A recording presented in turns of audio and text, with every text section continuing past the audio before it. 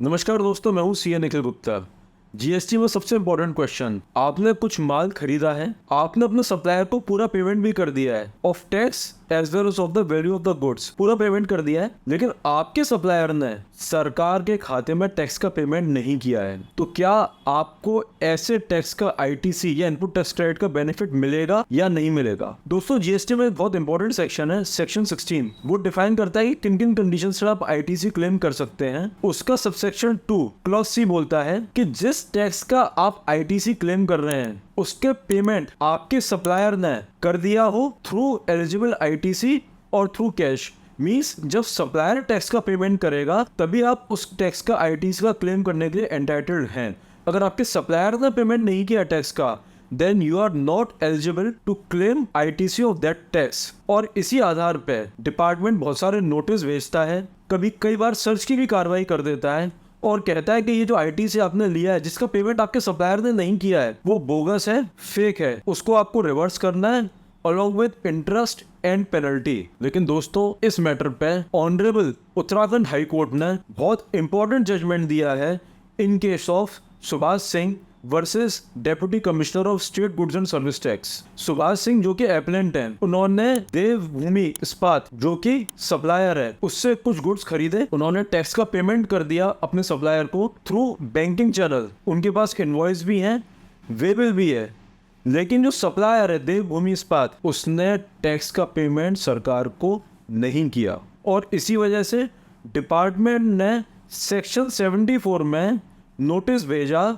Recipient के पास, mean Subhash Singh के पास, कि आपने जो आईटीसी क्लेम किया है वो गलत है, इनएलिजिबल है, ये आपने क्लेम किया है थ्रू फ्रॉड, विलफुल मिसस्टेटमेंट या सप्रेशन ऑफ फैक्ट, और आप इसको रिवर्स करिए। मीन्स उन्होंने सेक्शन 74 में कार्रवाई की जो कि डील करता है through fraud, ITC claim through fraud, wilful misstatement या सप्रेशन ऑफ फैक्ट। दोस्तों, जब ये matter honourable Uttarakhand high court में गया तो असेसी ने कहा कि उन्होंने प्रॉपर गुड्स खरीदे हैं थ्रू इनवॉइस, थ्रू वेबल, और उन्होंने पेमेंट बैंकिंग चैनल से किया है, और जो सप्लायर है उसने अगर टैक्स का पेमेंट सरकार को नहीं किया है तो उसकी जो गलती है उसके लिए रिसिपिएंट को जिम्मेदार नहीं ठहराया जा सकता। और साथ में उन्होंने ये भी कहा कि जो ये कार्रवाई हो रही है ये section 74 means fraud, wilful misstatement या सेपरेशन ऑफ फैक्ट में जो असेसमेंट होते हैं उसके अंतर्गत नहीं होगी। दोस्तों, ऑनरेबल कोर्ट ने इस मैटर का संज्ञान लिया और उन्होंने ऑब्जर्व किया कि जो कार्रवाई हुई है